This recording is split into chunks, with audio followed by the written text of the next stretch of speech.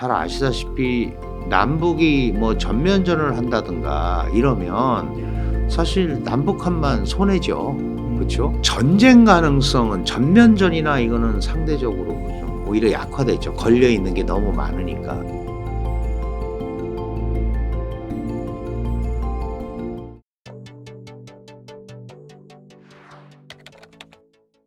저는 한국 외국어대학교에서 어 주로 한중 관계, 그다음에 중국 정치 경제, 동아시아 국제 관계 이런 거를 공부하고 있는 강준영이라고 합니다. 네, 교수님 최근에 큰 이슈가 하나 끝났습니다. 2024년 대만의 총통 선거인데요. 친미파가 당선이 되었는데 앞으로 동북아 한반도 정세에 좀 변화가 있을까요? 글쎄요. 이게 무슨 이제 친미파다 이런 표현을 하는데 사실은 민진당 후보가 당선이 됐어요. 지금 민진당이 8년간 집권을 했었고 네.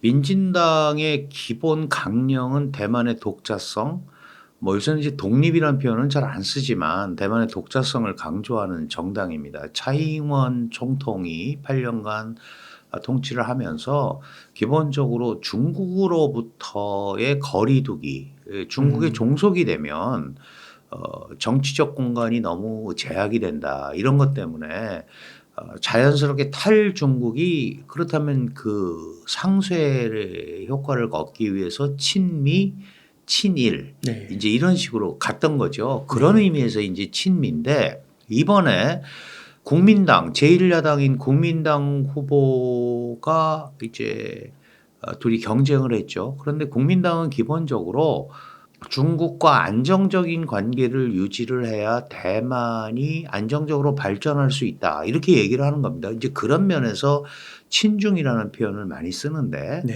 사실은 친중을 하기가 쉽지 않죠. 왜냐하면 음, 1949년에 장개석 그 당시 국민당 정부가 이제 공산당 마오쩌둥한테 패해서 대만으로 왔고 사실 나라를 뺏기고 온 거잖아요. 그러면은 친중을 지금 뭐 이상 이 대목에서 할 수가 없는 거고 실제로 1949년에 왔으니까 그때 태어났다고 그래도 지금 벌써 70대 음, 중반이 된 거죠. 그럼 대만에서 낳고 자란 사람들이 많은 거예요. 그러면 아무래도 옛날하고는 중국을 바라보는 시점이 다르기 때문에 상대적으로 민주 진보당보다 중국과 잘 지내야 된다라는 거지. 그래서 그거를 친중, 친미 이런 프레임으로 나누기는 어렵습니다. 그러나 그럼에도 불구하고 어쨌든 미국으로 경사되겠다라는 정책을 쭉 해왔고 그게 이어진다라는 측면에서 미국의 대중 압박이 계속되는 가운데 대만을 매개로 또 중국을 압박하는 이런 현상들이 계속 벌어질 수밖에 없죠. 그렇다면은 동북아 지역에서 특히 대만 해협을 둘러싸고 미국의 그 소위 대만 지원이 계속될 거고요. 그렇다면 미중 관계가 계속 그렇지 않아도 공급망이나 이런 것 때문에 안 좋은데 나빠질 수밖에 없는 거. 그러면 동북아의 불안한 어떤 정세 이런 것들은 계속 이어질 수밖에 없는 그런 구조다. 이렇게 말씀을 드릴 수가 있고 또 하나는 이제 이러한 틈을 타서 또 북한이 그 음, 뭐 잘 아시다시피 두 개의 국가론을 들고 나온 거 아닙니까? 뭐 이제 네. 민족 통일 이런 거 포기하겠다. 음, 서로 다른 국가다. 이제 이런 표현을 쓰면서 물론 이제 여러 가지 복합적 의미가 있지만 어쨌든 이렇게 되다 보니까 한반도 동북아는 올해 음, 상당히 불확실성이 배가 될 수밖에 없다. 네. 거기다 11월 5일에 이제 미국 대선이 있지 않습니까? 음, 이때까지는 뭐 직접적인 충돌이나 이런 거는 일어나기가 어렵겠지만 어쨌든 아. 그런 흐름을 둘러싸고 상당한 밀고 당기기가 있을 수밖에 없다 이렇게 봐야 될 것 같아요. 네. 그러면은 좀 표현이 정확하진 않은 것 같지만 이제 친미라고 음, 많이 그래도 이제 네네. 표현하기 쉽게 간단하게 친미파가 네네. 이렇게 당선이 됐으면 그러면 이제 중국이 아무래도 대만을 침공하거나 아니면 대만을 포섭하거나 이런 가능성은 더 낮아졌다고 봐야 되는 걸까요? 침공 가능성은 지금 상황에서는 그렇게 크지는 않은 것 같아요. 아. 왜냐하면 그 에이펙 정상회담에서 물론 뭐 미국에서는 2027년이 시진핑 혹시 한 번 더 하게 되면 이제 4기가 시작이 되고 또 이 인민해방군 창건 100주년이니까 대만을 무력으로 점령하겠다는 시도를 할 수 있지 않겠느냐라는 게 이제 일반적으로 미국의 시각이었는데 거기에 대해서 시진핑 국가주석이 바이든 대통령한테 그럴 계획이 없다라는 걸 얘기를 했고요. 지금 무엇보다도 중국 경제가 굉장히 안 좋죠. 네. 이제 이런 상황에서 자칫 침공 행위 자체가 국제사회의 지탄은 물론이고 시진핑 자신의 소위 정치적 지위까지 흔들 수 있는 거꾸로 그런 네. 사안이 될 수밖에 없어요. 그렇기 때문에 여러 가지 상황으로 지금은 적절치 않다. 그리고 미국은 대만을 지켜주고 지원하겠다라는 법을 여러 개 만들었잖아요. 1979년에 대만 관계법에서부터 82년에 6개 항 보장 그다음에 트럼프 이후에 지원 정책이 계속됐고 2022년 말에 대북법 타이베이법이라는 게 있어요. 여기에도 뭐 45억 불에 해당하는 군사 원조를 해주겠다 이렇게 특정 법안에 액수까지 명시하면서 지원하기로 했기 때문에 자칫 잘못하면 미중 충돌로 비화될 수 있다. 그러면 이런 상황에서 과연 미중 충돌을 감수하면서까지 하겠느냐. 이거 때문에 직접적인 무력 충돌은 어렵다. 그럼에도 불구하고 예를 들면 대만에 대한 압박, 우리가 보통 뭐 회색지대 전략이라고 그러잖아요. 그레이존 전술, 그다음에 하이브리드전, 대만의 불안감을 계속 야기함으로써 중국과의 각 세우기가 대만 입장에서는 굉장히 어렵다라는 인상을 심어주는 뭐 그런 여론전. 이번에도 선거 개입 같은 것들이 보도가 많이 됐잖아요. 이러저런 이유로 뭐 예를 들면 중국과 대만 간에 맺은 그 ECFA라는 게 있어요. 이게 일종의 FTA 같은 건데 뭐 이제 그런 데서 관세 같은 경우를 안 받기로 했던 무관세를 관세를 매기겠다라든가 뭐 관세 우대 조치를 유예하겠다거나 이런 식의 압박. 그다음에 보도가 됐습니다만 뭐 정찰 풍선을 띄운다든가 그다음에 계속되는 훈련을 한다든가 이런 걸 통해서 대만의 불안감을 조성하고 이 일종의 여론전 심리전을 통해서 중국의 영향력을 투사하려는 이런 것들은 앞으로도 계속 강화될 수 있다. 네. 그렇지만 이번에 라이칭더라는 민진당 후보가 당선이 될 수도 있고 될 거다라는 큰 그림은 이미 그려놨다. 그렇기 때문에 상대적으로 중국이 이 라이칭더 후보가 됐다고 그래서 갑자기 뭐 강경책을 쓴다거나 그럴 이유는 없는 거죠. 그리고 중국 입장에서도 11월 5일에 미국 대선을 지켜봐야 되는 겁니다. 바이든이 되느냐 트럼프가 되느냐에 따라서 또 대중 정책이 달라지기 때문에 일단은 지금 말씀드린 그레이존 전술이나 이런 것들은 그 회색지대 전략은 계속하면서 11월 미국 대선까지는 일단 관망을 하지 않겠는가 하는 게 일반적인 시각이라고 봐야 될 것 같습니다. 네. 그 중국 경제가 어려워서 뭐 국제사회에 또 이런 세계 경제도 어렵고 그래서 국제사회의 지탄을 받을 수 있기 때문에 전쟁이 어려울 수 있다라고 말씀해 주셨는데요. 혹자분들은 약간 그 일본의 뭐 도요토미 히데요시 같은 예를 끌어오면서 내부 단합을 위해서 오히려 이럴 때 전쟁밖에 없다.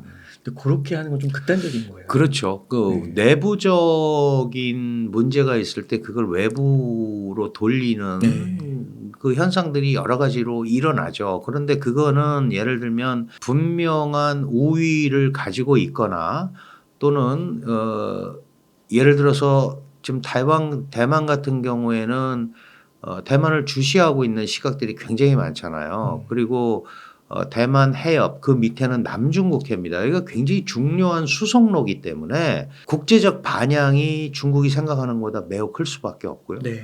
또 하나는 중국이 대만을 침공해서 완전히 점령한다는 어떠한 보장도 없습니다. 사실은 뭐 우리가 러시아 우크라이나에 꼭 예를 들지 않더라도 대만도 나름대로 첨단 무기들을 가지고 있고 그만큼 피해를 중국도 감수해야 되는데 그게 눈 돌리기로 이렇게 흐름을 끌고 가서 돌려놓기에는 중국의 상황이 그렇게 녹록지 않다. 네. 이제 이런 차원에서 당분간 또는 단기간에 그런 그 과도한 무력 사용이나 이런 것들이 나오기는 쉽지 않을 거다라고 짐작을 하는 거죠. 추측을 하는 거지. 사실 뭐 하지 말라는 법은 하나도 없습니다. 예를 들어서 한 50만 명 동원하고 미사일 폭격하고 뭐 공격해서 하면 할 수도 있죠. 그런데 그것이 뭐 성공했든 실패했든 그 결과가 가져올 거를 과연 중국 정부가 견뎌낼 수 있느냐도 생각을 해야죠. 이제 그것까지 생각을 한다면 지금은 그다지 적절한 때가 네. 아니다라고 이제 판단을 할 수가 있는 거죠. 네.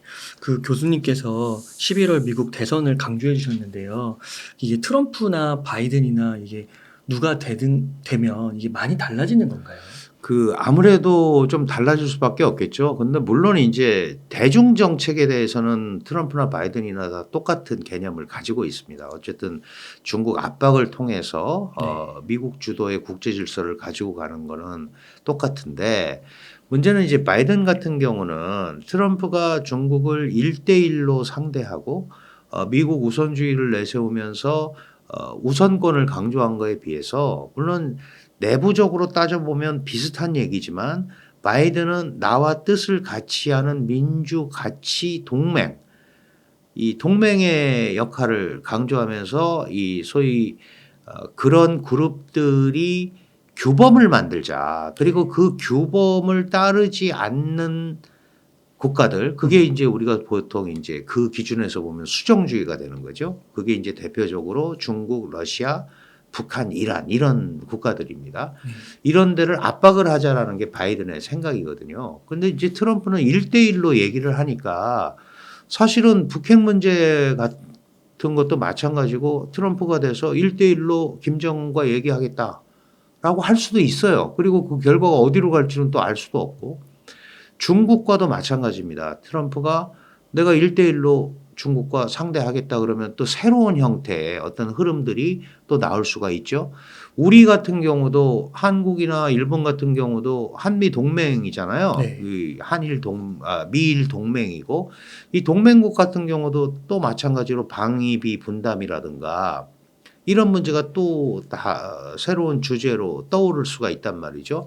결국 이렇게 된다면은 그 상당한 기존의 바이든에 의해서 지난 4년간 해왔던 이 흐름이 또 망가질 수가 있는 거죠. 그렇다면은 새로운 정책이 나와야 되고 이러한 틈에 북한은 고도화된 소위 미사일과 핵 능력을 가지고 또 한반도에서의 도발 행위가 또 가능해질 수도 있고 이제 이런 것들이 복합적으로 일어난다면 상당한 어려움을 겪을 수도 있다. 이런 것들을 우리가 이제 예측을 할 수 있는 거고 사실은 트럼프로 바뀌더라도 어떻게 바뀔지는 따져봐야 되지만 적어도 중국 압박에 관해서는 민주당이든 공화당이든 공감대를 가지고 있고 다만 이제 북한 같은 경우는 바이든은 이 소위 인내를 하고 있는 거나 마찬가지죠. 공을 던져놓고 우리는 이렇게 해서 하니까 소위 가시적인 조치,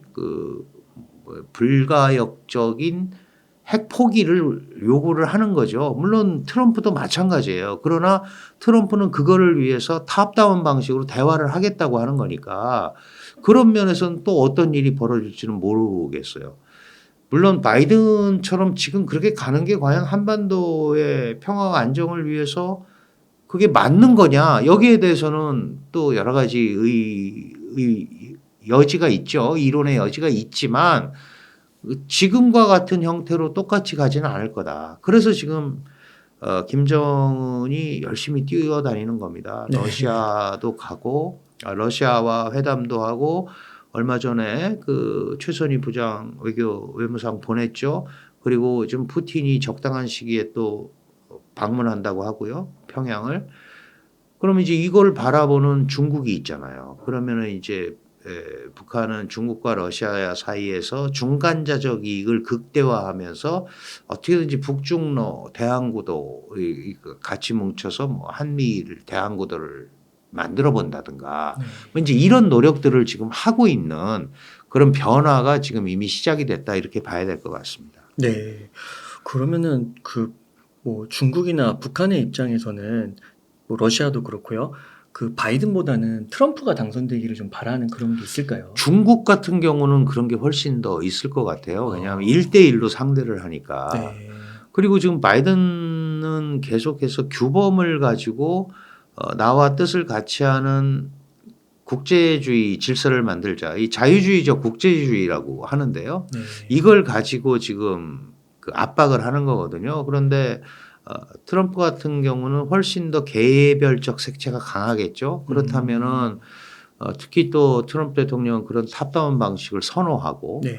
이제 이런 차원에서 본다면은 조금 상황은 달라질 수밖에 없고 적어도 중국은 직접적으로 트럼프와 얘기하는 게 더 나을 수도 있겠다.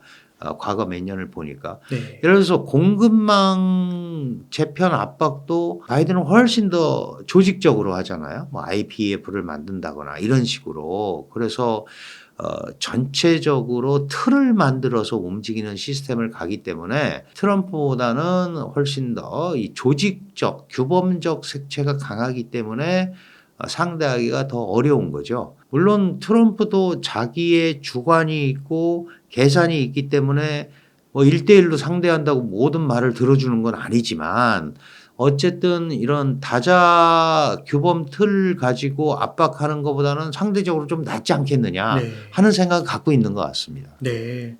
그 최근에 보면은 북한이 한국을 주적이라고 하고 뭐 전쟁 시 완전 점령을 하겠다 하고 이걸 또 헌법에 명기하겠다고 하고 이게 발언 수위가 굉장히 높은 것 같은데요. 과거보다 위기가 더 고조되고 있다고 봐야 할까요?